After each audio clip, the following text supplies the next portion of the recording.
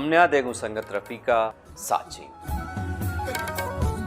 द्रुत द्राबात हमारे व्यूअर्स, आज हम बात करेंगे आज़ादी डिजिटल न्यूज़ पे सऊदी ईरान ताल्लुकात की बहाली और मिडल ईस्ट की सियासत पर इसके असरात। इस मौजू पे हमारे साथ मेहमान होंगे लसबिला यूनिवर्सिटी से जनाब डॉक्टर अमीर वली साहब, जो असिस्टेंट प्रोफेसर हैं और पॉलिटिकल स्टडीज़ डिपार्टमेंट में बतौर चेयरपर्सन। इसके साथ साथ हमारे साथ होंगे जनाब दस्तगीर लहड़ी साहब, जो लेक्चरर हैं इंटरनेशनल रिलेशन डिपार्टमेंट में बलूचिस्तान यूनिवर्सिटी में। तो हम आप दोनों को अपने प्रोग्राम आज़ादी डिजिटल में जनाब अमीर वली साहब और जनाब दस्तगीर लहड़ी साहब खुशामदीद कहते हैं। और अमीर वली साहब, हम बिना वक्त ज़ाय किए आपके पास आना चाहते हैं कि इस वक्त आपको पता है कि हालिया दिनों में चीन की तरफ से एक बैठक लगाई गई। चीन में ईरान सऊदी अरबिया के ताल्लुकात को बहाल करने में दोनों तरफ के लोग इस मीटिंग में मौजूद थे। अगर आपको याद है तो सऊदी ईरान एक मुक़ासमत चलती रही है मिडल ईस्ट में, और 7 साल पहले दोनों ममालिक के सफ़ारती ताल्लुकात भी बंद हो गए। दोनों ने अपने सफ़ारत खाने भी एक दूसरे ममालिक में बंद कर दिए। तो इस पस मंज़र में आप क्या देखते हैं मिडल ईस्ट की सियासत को कि चीन ने इन दोनों को एक टेबल पे बिठाया? आप समझते हैं कि आगे चलकर ईरान और सऊदी की जो ताल्लुकात हैं वो बहाल हो सकेंगे? ईरान और जो सऊदी की जो ताल्लुकात हैं वो ये साइकिल थ्योरी में चक्कर चला रहे थे, और अभी जो ये ताल्लुकात हैं ये 2016 को कट हुए थे, जहां कुछ शिया अराउंड 47 और नमर को जब एग्जीक्यूशन दिया था, उधर फांसी दी थी सऊदी अरब में। तो इसके बाद ईरान और सऊदी अरब के डिप्लोमेटिक रिलेशंस कट हुए थे। तो उस दिन यानी 2016 से लेकर आज तक उनके दरमियान कोई डिप्लोमेटिक रिलेशन नहीं था। जो रिसेंटली ये हुआ कि चाइना ने 8-10 दिन पहले 10 मार्च को दोनों के दरमियान रिलेशंस एस्टेब्लिश किए और दोनों के दरमियान सालिसी का किरदार अदा किया। इससे ये हुआ कि दोनों नजदीक आए और दोनों ने बहुत से एग्रीमेंट किए, और मुआहदे इसमें ये हैं कि वो आगे जाकर बहुत से एरियाज में वो एक दूसरे के साथ कोऑपरेट करेंगे, स्पेशली सियासत में, ट्रेड में, दूसरे चीजों में। लेकिन बात ये बनती है कि आया ये क्यों हुआ, ये कैसे हुआ? क्योंकि दोनों अगर देखा जाए, दोनों आइडियोलॉजिकली एक दूसरे के बहुत बड़े दुश्मन रहे हैं 1979 से लेकर अब तक। आप देखिए, मोहम्मद बिन सलमान के आने के बाद सऊदी अरब में बहुत से चेंजेस हमने देखे हैं। वहाँ अब माशी जो चेंजेस हैं या समाजी चेंजेस हैं, पहले बहुत से मतलब वो थोड़ा कंजर्वेटिव या एक्सट्रीमिस्ट थे, तो मोहम्मद बिन सलमान थोड़ा हट के से है और उसने बहुत से इनकलाब या बहुत से चेंजेस लाए हैं। तो ठीक उन चेंज में से एक चेंज अपने फॉरेन रिलेशन। तो आमिर साहब, आपकी बातों से हम ये अखज़ करें कि ये जो चेंज है पॉलिसी में, ये मोहम्मद बिन सलमान की तरफ और सऊदी की तरफ से आया है। ये चेंज सलमान और साथ साथ ईरान में भी आया, क्यों ईरान भी इंटरनली उनको इन्फ्लेशन का सामना है, वहां महंगाई प्रॉब्लम्स हैं, और साथ साथ ईरान और सऊदी को दोनों को एहसास हो चुका है कि हम लड़ के कुछ नहीं पाएंगे, और सिर्फ सऊदी ये कहता है कि मैं सिर्फ इजराइल और अमेरिका ब्लॉक में रह के पूरे अपनी जरूरत पूरी करूंगा, ये सब भी मुमकिन नहीं है। तो इंटरनेशनल जो ट्रेंड बन चुका है कि आप मुख्तलिफ ब्लॉक के साथ अपनी रिलेशन मजबूत कर दे, तो अब ये दोनों हट के यहाँ से निकल के मिडल ईस्ट में अपने आप को रिलेशन बना रहे हैं। और बात एक यमन में भी है। यमन में मसला ये है कि यमन में दोनों को एहसास हो चुका है कि दोनों वहां फंस चुके हैं और वहां डेडलॉक बरकरार है। तो इसको भी खत्म करने के लिए दोनों को इकट्ठा होना पड़ रहा है। और बहुत से और भी चेंजेस हैं कि ये दोनों मिलकर, क्योंकि इसमें न सिर्फ हम दोनों के ताल्लुकात में एक नई चीज देख रहे हैं, बल्कि इसमें चाइना के मिडल ईस्ट के पॉलिटिक्स में भी इमरजेंस एक नई ताकत आना यहाँ बेहतरीन बात है। दस्तगीर साहब, आमिर वली साहब कह रहे हैं कि हम ये भी देख रहे हैं कि चाइना एंट्री मार रही है मिडल ईस्ट की सियासत में, जो इससे पहले नहीं था। लेकिन जब हम सऊदी अरब और ईरान की बात करते हैं तो इससे पहले भी दुनिया में दूसरे ममालिक, उनके जो दोस्त ममालिक, वो चाहते थे कि सऊदी और ईरान के ताल्लुकात बेहतर हों। तो चीन ने क्या जादू किया? मैं ये समझता हूँ कि इस یہ جو موجودہ ایک ایگریمنٹ ہوا ہے جی جی اس کو شاید انٹرنیشنل ریلیشنز کے اسٹوڈنٹ کیسے تھے، جب میں دیکھتا ہوں تو شاید اس کو ضرورت سے زیادہ ایگزیجریٹ کیا گیا ہے. جی جی ابھی تک تو یہ اپنے پہلے انیشیل سٹیج میں بھی داخل نہیں ہوا. ایکچولی یہ جو معاہدہ ہوا ہے اس کی سب سے بڑی سگنیفیکنس، جو سب سے بڑی اہمیت ہے وہ شاید یہ ہے کہ چائنا نے بیسیکلی یہ سب کچھ کروایا ہے، چائنا کے پلیٹ فارم. اب ہم اس کو اگر جس طرح آپ نے کہا چائنا کے کانٹیکسٹ میں یا چائنا کے پرسپیکٹو میں دیکھیں تو ہم اس نتیجے پہ پہنچتے ہیں کہ چائنا پچھلے تقریباً 10-15 سال سے انٹرنیشنل ڈیبیٹس میں بہت زیادہ ان ہے. جہاں چائنا کوئی بھی انوالومنٹ کرتا ہے، چاہے وہ افریقہ ہے، چاہے وہ پاکستان کا سی پیک ہے، چاہے مڈل ایسٹ میں کوئی ایکٹیویٹی ہے، چاہے ساؤتھ چائنا سی ہے، چاہے نارتھ چائنا سی ہے، چاہے نائن ڈاٹس جو ہے کیا کہتے ہیں جزیرے ہیں، یا جو ہے لیٹن امریکہ ہے. تو جیسے ہی چائنا کا ذکر آتا ہے تو ہم ایکچولی بہت بڑا پکچر دیکھنا شروع کر دیتے ہیں، اور ہم فوراً یہ کہتے ہیں کہ شاید یہ چائنا کے کسی سپر پاور کے مینیورنگ کا اور اسٹرگل کا اور اس کی پالیسی کا جو ہے ایک حصہ ہے ڈپلومیٹیکلی. میں اس کو بیسیکلی اس طرح نہیں دیکھتا. اس میں بیسیکلی دو چیزوں کو میں واضح کرنا چاہوں گا. پہلی چیز تو یہ ہے کہ اگر ہم سعودی عرب اور ایران کے ریلیشن کو دیکھیں تو جس طرح ڈاکٹر امیر ولی صاحب نے کہا 1979 کے بعد اگر ہم اس کو دیکھیں تو ہمیں ایران کی پالیسی میں 2-3 چیزیں بہت واضح نظر آتی ہیں جو کہ سعودی عرب، یا بلکہ میں سعودی عرب نہیں کہوں گا، میں کہوں گا عرب ایران دشمنی کی بنیادیں ہیں. عرب اجم، جی ہاں، عرب اجم کہہ سکتے ہیں. ٹھیک ہے، ایک ہے ایران کا شیعہ تھیوکریٹک آئیڈیالوجی جو کہ ریولوشن پر بیسڈ ہے، اور یہ کہتے ہیں کہ یہ جو ریولوشن، اور اس ریولوشن کے مطابق عرب بادشاہت ایک بہت بڑا ٹیبو اور خطرہ ہے اسلام کی ترقی، اسلام کے دنیا پہ ڈومیننس کے لیے. تو اس آئیڈیالوجی اور اس ریولوشنری آئیڈیاز کے تحت ان سب کو ختم ہونا چاہیے، نمبر 1. ٹھیک ہے، اور اسی وجہ سے 1979 کے بعد ایران اور عرب کے درمیان تعلقات خراب ہونا شروع ہوئے. اور دوسری بات جو ہے وہ فلسطین ہے، یا اسرائیل آپ کہہ سکتے ہیں. ٹھیک ہے، جس کی وجہ سے ایران کے اسرائیل اور اسرائیل کے تھرو پھر امریکہ کے ساتھ تعلقات بیسیکلی خراب ہو گئے. یہ 2 فیکٹرز ہیں. ٹھیک ہے، اب اگر ایران کے آئیڈیالوجی کو مد نظر رکھیں تو ہم کہیں گے کہ یہ نیگوسیشن بیسیکلی بہت انیشیل سٹیج پر ہے، کیونکہ ایران کسی بھی صورت میں اس نظریے ان 2 چیزوں سے بیک سٹیپ نہیں کر سکتا.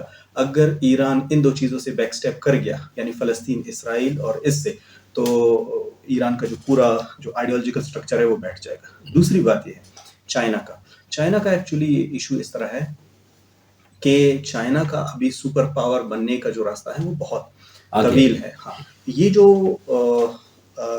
ریسنٹلی یہ جو ایگریمنٹ کروایا گیا ہے، بیسیکلی چائنا کو مڈل ایسٹ کے جیو پولیٹیکل پریشر نے مجبور کیا ہے کہ وہ یہاں پر انوالو ہو.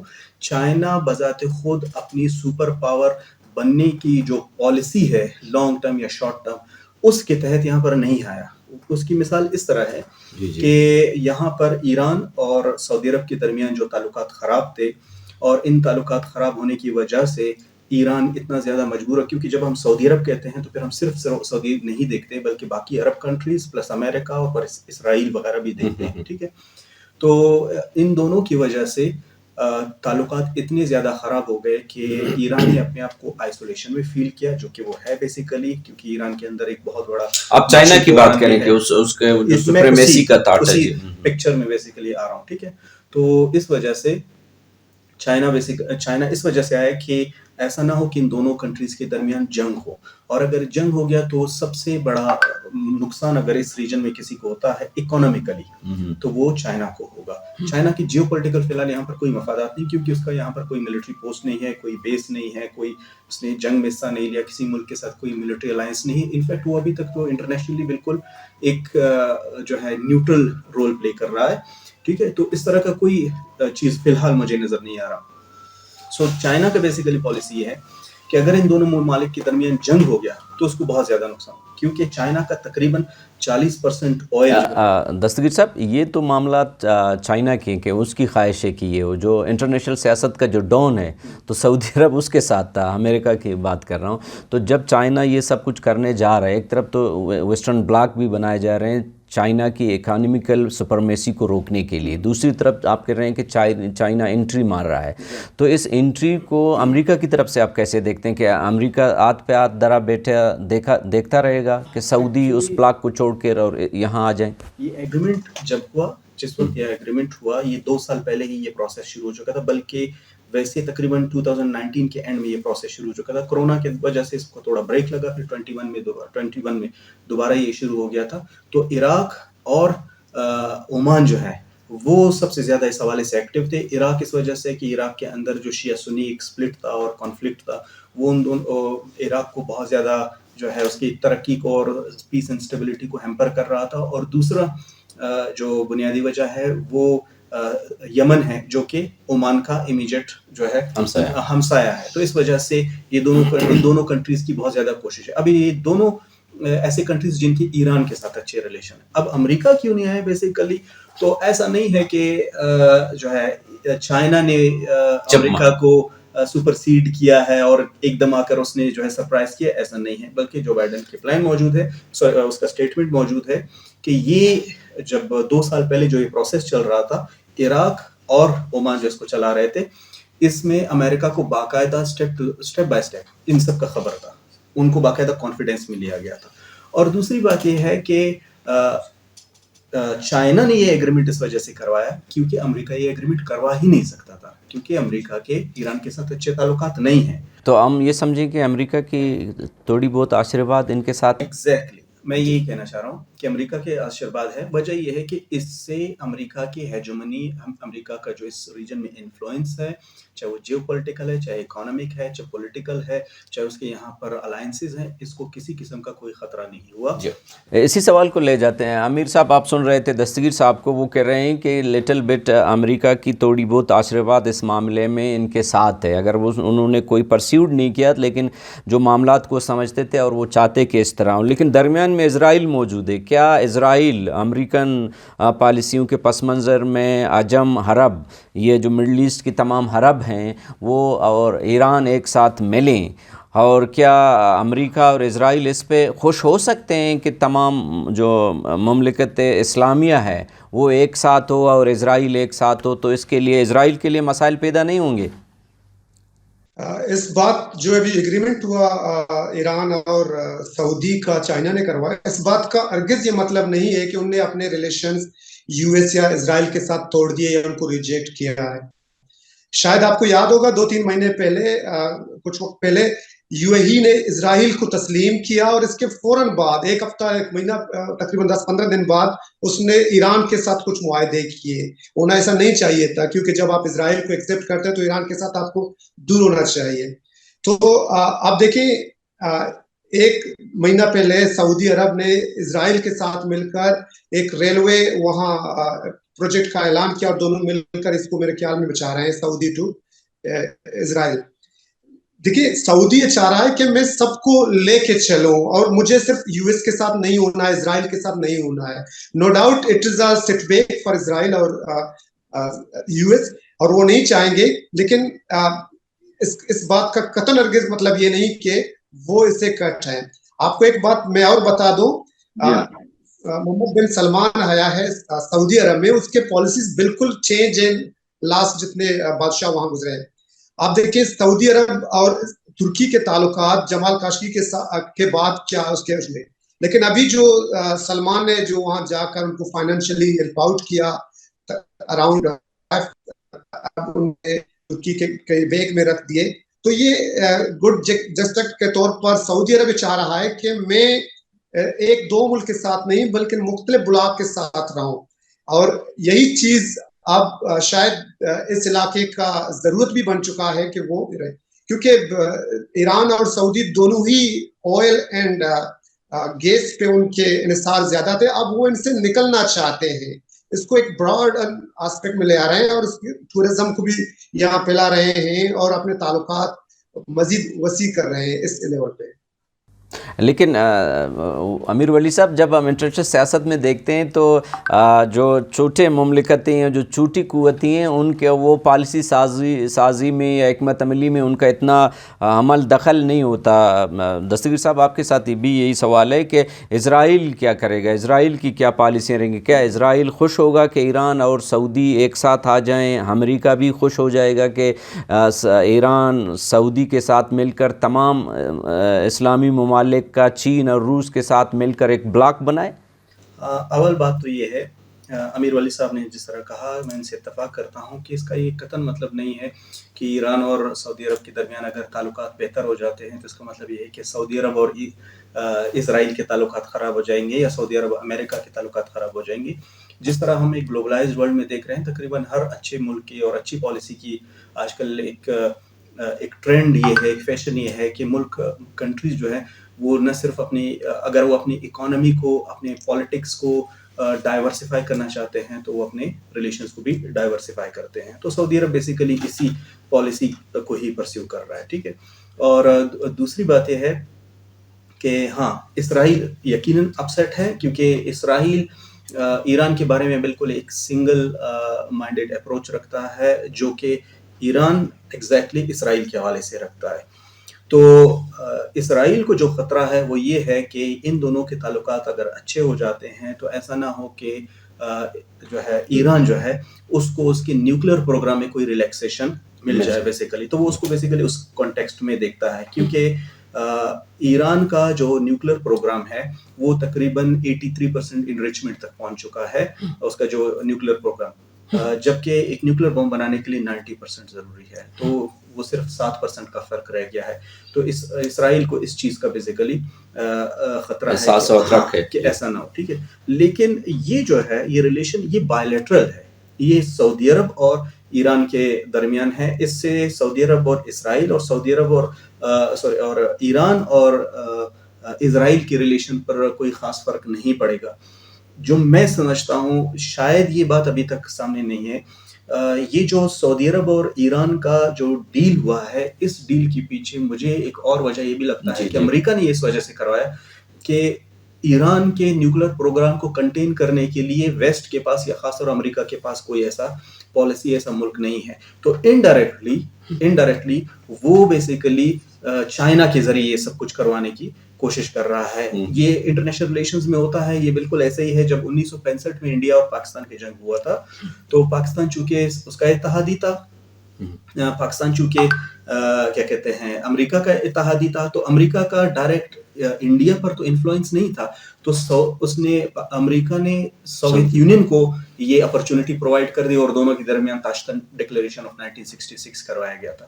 تو یہ ایسا ہی کوئی ایگریمنٹ ہے۔ یہ ایکچولی فی الحال میں اس کو ازیوم کر رہا ہوں، لیکن مجھے یہ اسی طرح ہی لگ رہا ہے، کیونکہ جو بائیڈن اگر ہوتا تو درمیان میں یقیناً وہ اپنی ریزرویشن پیش کرتے، انہوں نے کوئی ریزرویشن پیش نہیں کی۔ امیر صاحب، ابھی دستگیر صاحب کہہ رہے تھے کہ یہ جو مخاصمت تھی سعودی اور ایران کی، تو وہ بیسکلی تھیوٹیکل آئیڈیالوجی پہ تھے، وہابی اور شیعہ نظریات پر جو ہیں۔ تو اگر یہ دونوں مملکت ایک ساتھ رہیں گے، کاروبار کریں گے اور ایک ٹیبل پہ بیٹھیں گے، تو پھر ان کی جو مذہبی نظریاتی بنیادیں ہیں ان کا کیا بنے گا؟ مذہب بھی بیسکلی آپ دیکھیں، میں نے پہلے بھی عرض کیا کہ یہ جو آئیڈیالوجیکل اور یہ قومیت کے نام پہ جو ملکیں بنی ہوئی ہیں، ان کو آگے جا کے یہ بات سوچنا ہوگا کہ ہم اس کو لے کے اپنے جو ہمسائے کو دشمن قرار دیں گے، ہم آگے نہیں چل پائیں گے۔ تو ان چیزوں پہ ان کو تھوڑا کمپرومائز کرنا پڑے گا۔ اب دیکھیں، ایران اور سعودی کے درمیان پرشین گولف موجود ہے، اور جہاں اور ایک امپورٹنٹ جگہ بھی ہے، گلف کا جتنا آئل ہے وہاں جاتا ہے، اور وہ ٹریڈنگ روٹ بھی ہے، یہیں سے نکل کے پھر ایران نیچے موجود ہے، ہارموز ہے، پھر پرشین گولف سے ادھر سے ہوتا ہوا جائے گا۔ تو دونوں مل کر اب ان کو سوچنا ہوگا کہ آپ دیکھیں ایران میں اتنی مہنگائی ہے، اتنی انفلیشن ہے، $1 اراؤنڈ 43,000 तक पहुंचा है। अच्छा, ये इसी बात को मैं आगे पहले भी आपने यही बात की कि ये अभी कोई ढकी छुपी बात नहीं कि ईरान के हालात भी अपने हमसायों जैसे हैं और इन्फ्लेशन, चूँकि सऊदी की माशी हालत काफ़ी बेहतर है, तो इस ताल्लुकात से आप समझते हैं कि ईरान की माशी हालत कोई बेहतर होगी? एक तो ये होगा कि ईरान कोशिश करेगा कि उन पे ईरान तो वैसे एक सेक्शन स्टेट है और बहुत से पाबंदियां हैं, फिर सऊदी आगे जाकर ईरान के लिए शायद एक रोल प्ले करे चाइना के थ्रू या यूएस के थ्रू, और कुछ यूरोपियन सेक्शंस हैं उनको रिड्यूस कर ले, अमेरिका शायद वो कर, यूनाइटेड नेशन के प्लेटफॉर्म पे भी कुछ सेक्शंस मौजूद हैं। तो बहुत से ऐसे चीजें हैं। और एक चीज इंपॉर्टेंट चीज मैं ये भी बता दूं कि पाकिस्तान के लिए एक बहुत बड़ा फायदा है, क्योंकि सऊदी ने अक्सर ये कुछ चीजों में पाकिस्तान हमें रोका था और ना कर सके, खासकर आईपीआई प्रोजेक्ट था या बहुत से ऐसी चीजें। तो हमारे लिए फायदे की बात ये है कि जो अभी गैस पाइपलाइन की बात ईरान कर रहा था, कोई 18 अरब डॉलर या रुपए की वो अर्जाने की बात हो रही थी पाकिस्तान ईरान की तरफ से पाकिस्तान को। तो दस्तगीर साहब की तरफ हम जाएंगे ये सवाल लेके कि ये जो सूरत हाल बन रही है इसमें आप पाकिस्तान को कहाँ देखते हैं, एक बात। दूसरी अहम बात ये कि आज अखबार में भी आया कि पाकिस्तान की तरफ से अफ़गान पाक दोस्ती बस सर्विस शुरू की जा रही है। दूसरी तरफ ईरान का जो मामला है, तो ईरान को ट्रेड से पाकिस्तान के साथ रोकने की एक बड़ी वजह सऊदी रहा है, जैसे अमीर वली साहब कह रहे हैं। तो ये जो एक ट्रेड है बलूचिस्तान के साथ ईरान का और बाकी मामलात, आप इनको कैसे देखते हैं? असल में हमें ये देखना चाहिए कि इस कॉन्टेक्स्ट में अगर हम ईरान के साथ तिजारत नहीं कर पाते तो इसकी बुनियादी वजह है कि ईरान पे सैंक्शंस है। आमतौर पर ये यहाँ पर दलील दिया जाता है, ठीक है। लेकिन एक फैक्ट ये भी है कि आजकल हमारे सऊदी अरब के साथ भी बहुत ज़्यादा अच्छे ताल्लुकात नहीं हैं, ठीक है, जिसका सबसे बड़ा सबूत ये है कि सऊदी अरब जब आए, सऊदी अरब ने रिसेंटली एक अपना बाकायदा ऑफिशियल स्टेटमेंट दिया था कि हमारे वो ममालिक जिनको हम पहले गैर मशरूत तौर पर उनको कर्जा दिया करते थे, हम अभी उनको मशरूत करते हैं, कंडीशनल वो देंगे। बेसिकली उनका इशारा पाकिस्तान की तरफ है, और वो कंडीशन क्या थे कि IMF वगैरह को जानेंगे। मीन्स ये है कि अब सऊदी अरब के साथ जो हमारे ताल्लुकात हैं वो प्योरली सऊदी इंटरेस्ट बेस्ड हैं। हम सिर्फ अनफॉर्चुनेटली सिर्फ सर्वाइव ही करेंगे इस चीज़ में। और दूसरा ये है कि सऊदी अरब ईरान के दरमियान अगर हिस्टोरिकली देखें, जब ये मुज़ाकरात चल रहे थे तो इस मुज़ाकरात में पाकिस्तान का भी एक किरदार था, और हमारे जो ex prime minister Imran Khan साहब जो है वो वहाँ गए भी थे और तेहरान, और वहाँ उन्होंने विजिट भी किया, तो इस हवाले से मिले भी थे दोनों कंट्रीज़ के हुक्मरानों से कि वो अपने ताल्लुकात को बेहतर करें। लेकिन हैरत अंगेज़ तौर पर ये है कि यहाँ पर इराक़ का जिक्र होता है और ओमान का जिक्र होता है, लेकिन पाकिस्तान का कहीं पर भी कोई जिक्र नहीं होता। तो इसका मतलब ये है कि एक्चुअली दोनों के ताल्लुकात अच्छे हों या बुरे हों, अनफॉर्चुनेटली हम उसमें कहीं पर भी नहीं आते। और इसकी बुनियादी वजह या बुनियादी कमज़ोरी हमें खुद है कि हम लोग एक्चुअली उस पोजीशन में ही नहीं। लेकिन दसीर साहब, इससे पहले तो हमें यही कहा गया कि सऊदी खुश नहीं होता ना, कि इधर सऊदी का पैसा आता है, उसकी एक वजह है कि ईरान के साथ उसकी मुखासिमत है, लेकिन अब सऊदी खुद उसके साथ डील कर रहा है। सऊदी अरब बिल्कुल डील कर रहा है, लेकिन अगर मिसाल पाकिस्तान का ईरान से जो ऑयल इंपोर्ट करना है, हम उसको सऊदी कॉन्टेक्स्ट में नहीं देख सकते, हम उसको इंटरनेशनल सैंक्शंस के कॉन्टेक्स्ट में देखेंगे। तो इंटरनेशनल सैंक्शंस क्या ईरान पे कम हुई हैं?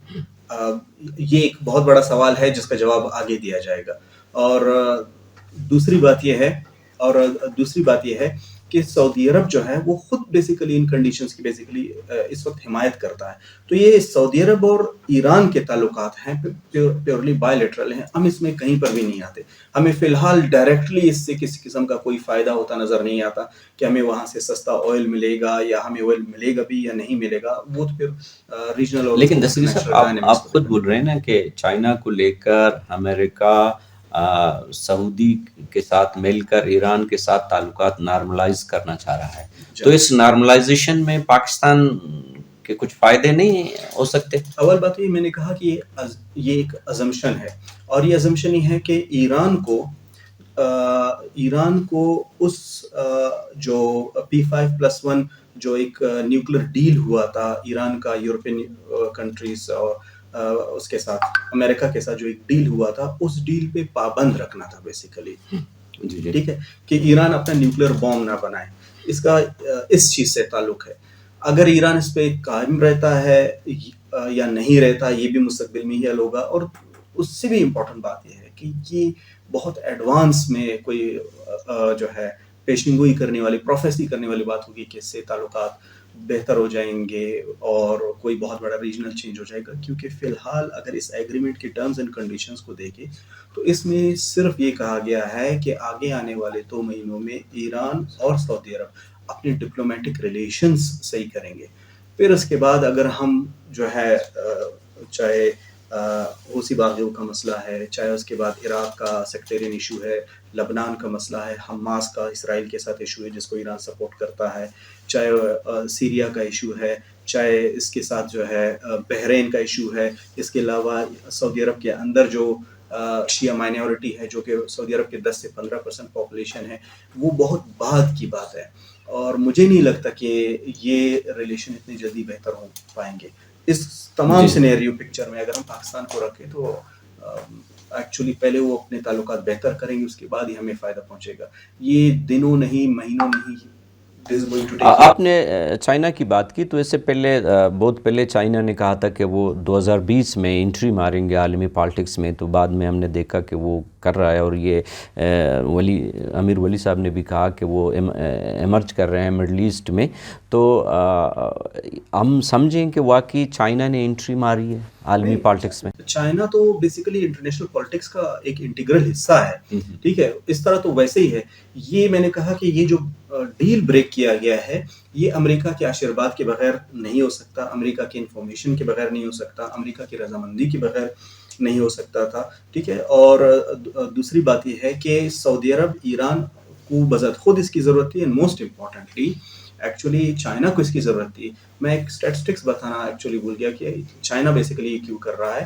چائنا گلوبل پالیٹکس میں حصہ لے یا نہ لے, اس کو اس کی اس وجہ سے ضرورت ہے کہ چائنا کا $172 ارب سالانہ جو ہے اس کا آئل امپورٹ ہے, ٹھیک ہے, اور اس میں سے $43 ارب کا صرف سعودی عرب سے آتا ہے. تو اگر ایران اور سعودی عرب کے درمیان کوئی جنگ ہو جاتا ہے یا کوئی ایسا چیز ہوتا ہے تو سب سے زیادہ جس ملک کو نقصان ہونا ہے وہ اس کو ہونا ہے, چائنا کو ہونا ہے. تو چائنا بیسیکلی یہ رسک نہیں لینا چاہتا. تو اس ریجن کے جیو پولیٹکس نے چائنا کو مجبور کیا ہے کہ وہ یہاں پر جو ہے انٹرفیئر کرے, بالکل اسی طرح جس طرح عراق اور عمان کے جو ریجنل باؤنڈنیس ہے انہوں نے مجبور کیا ہے, وہ دونوں کنٹریز کے درمیان کوشش کر رہے تھے ان کو لے کر ہے. چائنا کا گلوبل طور پر ایک سپر پاور کا سفر یہ بالکل ایک علیحدہ چیز ہے. جی یہ علیحدہ چیز ہے. یہ جو پیور اکانومک ہے, چائنا نہیں چاہتا تھا یہاں جنگ ہو, اگر جنگ ہوا تو ان کو نقصان ہوگا. دستگیر صاحب, اگر ہم آپ کی جو گفتگو سن رہے ہیں یا جو ہمارے دیکھنے والے ہیں وہ اس کو سن رہے ہیں امیر ولی, اور آپ جو کہہ رہے ہیں کہ اس معاملات کے بعد جو نارملائزیشن مڈل ایسٹ کی سیاست میں آ رہی ہے, لیکن درمیان میں ہم دیکھتے ہیں کہ ایران کا ایک ایٹمی پروگرام ہے جس کو امریکہ نے سینکشن جو لگائے ہیں, پھر اسرائیل کو جو خطرات ہیں, ایون خود عرب جو باقی ممالکت ہیں ان کو بھی بڑا خطرہ ہوتا ہے ایران کے ایٹمی پروگرام سے. ہم جاننا چاہتے ہیں کہ ایران کا یہ ایٹمی پروگرام کا کیا ہوگا. ایک تو یہ, دوسری بات یہ ہے کہ درمیان میں ہم نے جو پاکستان کی بات کی اور بلوچستان بھی سروائیو ایک ایشو ہے برحال مڈل ایسٹ میں, اور دوسری طرف فلسطین ہے. تو ان تین اینگلز کو آپ کیسے دیکھتے ہیں؟ جس طرح میں نے کہا کہ امریکہ کا جو ہے ایک طرح سے کانفیڈنس حاصل ہے اس تمام پروسیس کو, اس کی بنیادی وجہ ہی ایران کا نیوکلیر پروگرام ہے. ایران کا نیوکلیر پروگرام انتہائی سینسٹیو ایشو ہے, نہ صرف امریکہ کے لیے بلکہ یورپین اور خاص طور پر اسرائیل کے لیے. اگر ایران اپنے نیوکلیر پروگرام, خاص نیوکلیر انریچمنٹ ہے, اگر اس کو نہیں روکتا تو یہ بات بالکل طے ہے کہ ایک جنگ ہوگی, اس بات پر جنگ ہوگی, اور امریکہ جو ہے ایران پر بلا شک و شبہ جو ہے اٹیک کر دے گا. اور میں آپ کو یہ بھی بتا دوں کہ ایران اگر اپنا نیوکلیر پروگرام مکمل کر لیتا ہے تو سعودی عرب بھی امریکہ کے ساتھ ہی کھڑا ہوگا. کیونکہ جب ابراہیم ایکارڈ ہو رہا تھا 2015 میں, سوری ایگزیکٹلی مجھے سال یاد نہیں آ رہا, 15 یا 16 میں جب ابراہیم ایکارڈ ہو رہا تھا, تو اس ایکارڈ کے تحت بھی امریکہ جو ہے سعودی عرب نے امریکہ سے یہ اجازت مانگی تھی کہ ان کو جو ہے اپنا پیسفل نیوکلیر پروگرام جو ہے ڈیولپ کرنے کی اجازت دی جائے. امریکہ نے گرین لائن تو نہیں دیا تھا لیکن انہوں نے یہ کہا تھا کہ اس پہ بات ہو سکتی ہے. ایک تو یہ ہو گیا. دوسری بات جو ہے فلسطین کا، اس کو میں سمپل ایک سینٹنس میں کنکلوڈ یہ میں جاننا چاہتا ہوں دستگیر صاحب، یہ امریکہ ایران، امریکہ سعودی کے درمیان اس میں اسرائیل بھی شامل ہے. میں جاننا چاہ رہا ہوں کہ باقاعدہ ایک معاہدہ موجود ہے. جہاں بالکل ایک معاہدہ موجود ہے، اور وہ، یا اگر آپ اس کو معاہدہ نہ کہیں تو یہ بات تو طے ہے کہ ان کے درمیان ایک انڈرسٹینڈنگ موجود ہے کہ ایک نیوکلیر ایران کو کسی صورت برداشت نہیں کیا جائے گا. تو یہ طے ہے. ٹھیک ہے. اور فلسطین کی بات جہاں فلسطین کا ہے، سمپل سینٹنس میں کہہ دیتا ہوں کہ اس تمام پروسیس میں فلسطینی کہیں ایگزسٹ نہیں کرتے. پورے ان کا تحریک، ان کا حق خود ارادیت، آزاد فلسطین، جو بھی ان کے ڈیمانڈز ہیں، وہ کہیں بھی ایگزسٹ نہیں کرتے. اور شاید اگر ایران کی جو ابھی موجودہ معاشی مجبوریاں ہیں، اور اگر سعودی عرب کے ساتھ سپوز یہ مذاکرات کامیاب ہو جاتا ہے اور مزید آگے بڑھتا ہے، تو ہو سکتا ہے کہ جو فلسطین کا جو تحریک ہے وہ اور زیادہ کمزور پڑ جائے. کیونکہ اس وقت مسلم دنیا میں واحد ملک جو اس کو جینونلی سپورٹ کر رہا ہے وہ ایران ہے. تو ایران اگر کمپرومائز کر لے گا تو وہ فلسطینی یا ایران پہ اٹیک ہو جائے تو خام خواہ پھر وہ ایشو ہاں نہیں، اگر اٹیک ہو گیا تو وہ جو ہے اسپارک کرے گا، وہ بڑھ جائے گا، فلیئر کرے گا. اور نہ صرف فلسطین میں، پوری مڈل ایسٹ میں ہر طرح کا کیوس پہ جائے گا. شیعہ سنی سپلٹ ہو جائے گا. اس کے علاوہ عرب عجم جنگ کے چانسز ہیں، اور فلسطینی اور اسرائیل کے درمیان تعلقات شروع ہو جائیں گے، تو اسرائیل پہ اٹیک شروع ہو جائیں گے سیریا کے اندر سے، اور لبنان کا جو حزب اللہ ہے ہر طرف سے اٹیک شروع ہو جائیں گے. تعلقات بہت زیادہ خراب ہو جائیں گے، اور ہو سکتا ہے کہ بالکل تیسری جنگ عظیم شروع ہو جائے. اور یہ بھی میں آپ کو بتا دوں، یہ یوکرائن جنگ سے زیادہ خطرناک ہوگی اگر یہ سب کچھ ہوا. اور رہی بات پاکستان پہ اس کے اثرات، بیسیکلی تو پاکستان بالعموم، بلوچستان بالخصوص، میں اس حوالے سے کہوں گا اگر یہ ڈیل کامیاب ہو جاتا ہے، یہ ڈیل اگر کامیاب ہو جاتا ہے یا ناکام ہو جاتا ہے، دونوں صورتوں میں بلوچستان کو فی الحال اس کے یہاں سے کوئی تھریٹ نہیں، کیونکہ بہت سارے بلوچ ہیں ہزاروں لاکھوں کی تعداد میں جو ایران میں جو ہے رہتے ہیں، وہاں محنت مزدوری کرتے ہیں، وہاں سے ان کے وہاں پر کاروبار ہے، اور بارڈر سے ان کا ڈیلی آنا جانا ہے. تو ان کو فی الحال اس طرح کے کسی قسم کے جو ہے خطرہ نہیں ہے. اس ڈیل کے کامیاب اور ناکام ہونے کی صورت میں صرف بلوچستان کو اس صورت میں خطرہ ہے جب یہ نیوکلیر ڈیل اگر ناکام ہو جاتا ہے، ایران اپنا نیوکلیر پروگرام بنا لیتا ہے اور ایران پہ جنگ شروع ہو جاتا ہے. تب بلوچستان کے لیے، چاہے وہ ایران کا سیستان بلوچستان ہے یا موجودہ پاکستان کا بلوچستان ہے، اس کے بہت گہرے اثرات ہوں گے.